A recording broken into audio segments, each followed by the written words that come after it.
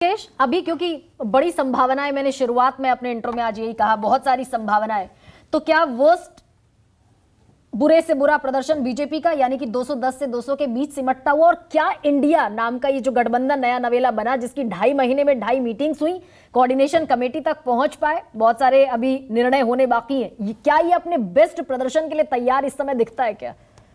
देखिए, मैं तो नंबर्स का एक्सपर्ट नहीं हूं।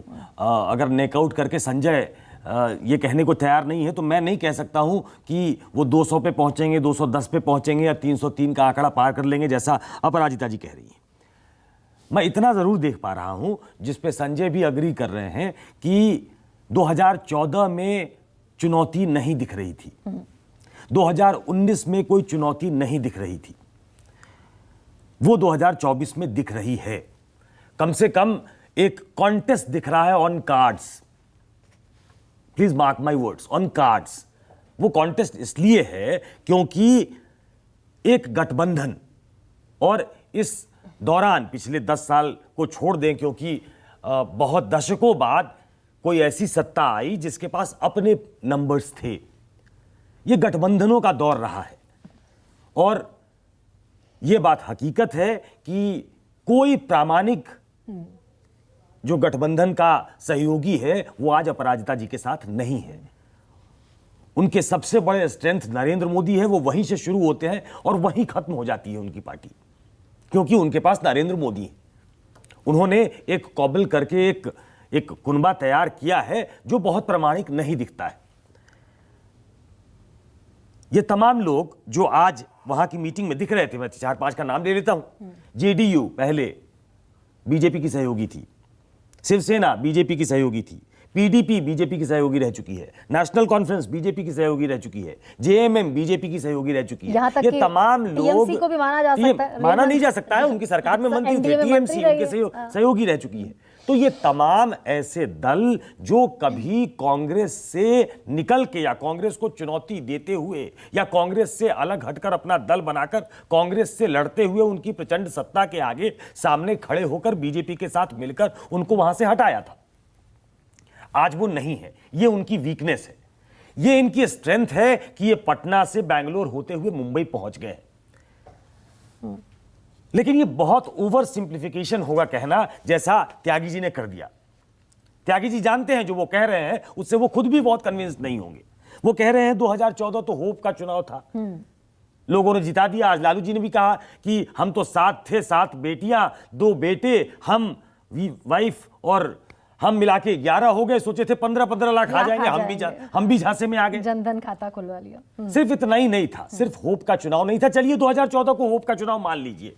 2014 वाज मार्ड इनटू कंट्रोवर्सीज, और इतनी खराब इमेज थी सरकार की कि वो चले गए। 2019 सिर्फ बालाकोट का चुनाव था, नहीं हो सकता। ये ओवर सिंप्लीफिकेशन है, और ये सबको मालूम है, और संजय जी इसकी पुष्टि करेंगे कि अलग अलग वर्गों में बीजेपी ने इनरोड्स बनाया है।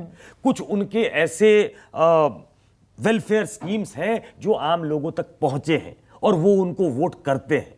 क्या उसकी काट है क्या? यही मैं पूछने वाली थी कि मुंबई में ऐसा क्या दिखा जिसे हम स्ट्रॉन्गेस्ट डिसीजन के तौर पे ये माने कि they are providing a now strong option. देखिए, क्या दिखा मुंबई? एक बैठक जो मुंबई की, जो बहुत मैं इस ग्लास की तरह कह सकता हूं कि आप इसको आधा भरा कहें, आधा खाली कहें। मैं इसको इस नजरिए से खास देखता हूं कि जैसे ही अपराजिता जी की पार्टी ने यहां कहा कि 5 दिनों का एक सेशन, स्पेशल सेशन होगा, इसके पहले 4 हुए हैं, 25 साल पे, 50 साल पे, 75 पे, और एक मुझे लगता है जीएसटी वाला जब हुआ था, वो ये 5वां होगा। और नरेंद्र मोदी जी के बारे में ये मशहूर है, कुछ बड़ा करते हैं वो। अब वो क्या करेंगे ये मालूम नहीं है। वो विमेन रिजर्वेशन बिल ले आएंगे, वो कुछ भारत कैसे विश्व गुरु बन गया है ये बताएंगे, लेकिन वो कुछ बड़ा करेंगे, ये एंटिसिपेशन लोगों का होता है, ये माहौल ऐसा बनता है। उसने एक काम जरूर किया इंडिया के लिए, इसको मैं इस नजरिए से देखता हूं कि जो sense of urgency seat sharing को लेकर नहीं थी, वो आज मुझे कई नेताओं के मुंह से सुनने को मिली। चाहे वो नीतीश कुमार थे, चाहे वो उद्धव ठाकरे थे, शरद पवार थे, राहुल गांधी थे, वो तमाम ऐसे लोग थे जिन्होंने सीट शेयरिंग की बात की और एक रेजोल्यूशन पास किया कि हम एट द अर्लीस्ट वो करेंगे। नुकसान ये भी एक झेलना सेंस पड़ा ऑफ तो करेंगे। अर्जेंसी जो आपको दिखने को मिला, हाँ। गरिमा, वो सिर्फ इस वजह से थी क्योंकि एक क्रीपिंग कर गया इंडिया के अंदर भी, जो कि बात नीतीश कुमार ने अपने संबोधन में कही कि कोई ठिकाना नहीं है। और नीतीश कुमार नरेंद्र मोदी को जानते हैं, वो एनडीए को समझते हैं, वो जितना टाइम यहां रहे हैं उससे बहुत ज्यादा टाइम उधर गुजार चुके हैं। उनको मालूम है कि कुछ ऐसा अनप्रेसिडेंटेड हो सकता है, तो ये एक तरीके से उनको ताकीद कर रहा था, ये उनको हॉन्ट कर रहा था कि कुछ गड़बड़ तो नहीं होगी, कुछ जल्दबाजी में हमको कुछ ऐसा सामने तो नहीं आ जाएगा जिसको इसको फेस करने के लिए हमारे पास समय नहीं हम होगा। तैयार नहीं तो हैं। ये एक अच्छी चीज वहां हुई, क्योंकि बाकी जो चीजें हैं, नाम रख देना, लोगो बना लेना, ये पेरिफेरी पे घूम रहे थे, ये एक माहौल बना रहे थे जो रियल पॉलिटिक्स है, सीट जो शेयरिंग। रियल पॉलिटिक्स है, वो वहां सीट शेयरिंग की बात उसका थी। एक क्लियर मैसेज, उसका एक क्लियर मैसेज बड़ा- यहां से जाता है, यहां से लेकिन जाता है। वो एक बात जिसका जवाब संजय देंगे और शायद महिमा देंगे, जब तक कांग्रेस, जहां 10% आपका स्ट्राइक रेट है, तो कांग्रेस का मजबूत होना ये बहुत जरूरी है। 1-on-1 फाइट में जहां कांग्रेस बीजेपी के साथ नहीं लड़ पाएगी, ये पूरा गठबंधन